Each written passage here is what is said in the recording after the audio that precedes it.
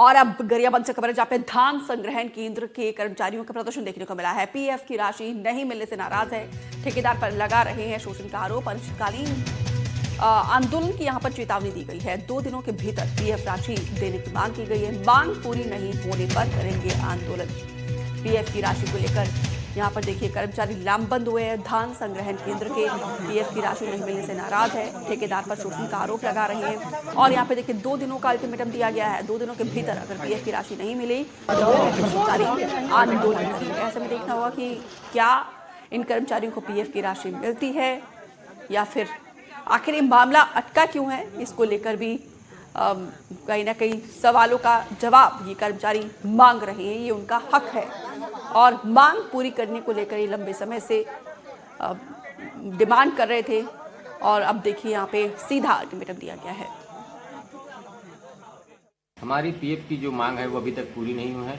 कल सुबह से लेकर शाम तक हड़ताल में बैठे थे। एसडीएम साहब, डीएमओ, थाना प्रभारी, एसडीएम, खाद्य अधिकारी आए थे।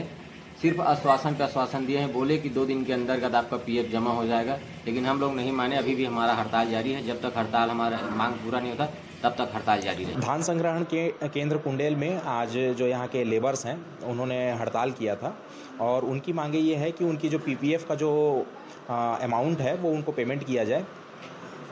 इनका कुछ दिनों से ठेकेदार के द्वारा पीपीएफ का जो अमाउंट है वो पेमेंट नहीं किया गया था। अभी ठेकेदार के प्रतिनिधि के द्वारा यहाँ पे इनको आश्वासन दिया गया है और जिसमें आश्वासन के दौरान डीएमओ और खाद्य अधिकारी भी मौजूद थे। आश्वासन ये दिया गया है कि इनको 2 दिन के अंदर पीपीएफ का सारा अमाउंट जो है वो भुगतान कर दिया जाएगा। खबरों में आगे बढ़ते सिवनी से खबर है जहां पे किसानों ने तहसीलदार को ज्ञापन सौंपा है। बेमौसम बारिश से फसल खराब होने से किसान काफी परेशान हैं और बेमौसम बारिश से धान की फसल बर्बाद हो चुकी है। कुरई तहसील के किसानों ने ज्ञापन सौंपा है। सर्वे कराकर जल्दी मुआवजे की मांग की जा रही है क्योंकि इस बार बेमौसम बारिश जैसे आफत बनकर बरसी है किसानों के ऊपर। उससे काफी ज्यादा नुकसान किसानों को हुआ है। कई फसलों की चमक फीकी पड़ गई है, कुछ फसलें पूरी तरीके से बर्बाद हो गई है। जो कुछ फसलें ऐसी है जो उसमें रोग लगा है, उसमें बीमारी लगी है, तो ऐसे में किसानों को काफ़ी ज़्यादा नुकसान हुआ है। जिसके बाद से किसान लामबंद होकर सभी इकट्ठा होकर प्रशासन के पास पहुंचे हैं। सर्वे कराने की मांग कर रहे हैं, मुआवजे की मांग कर रहे हैं।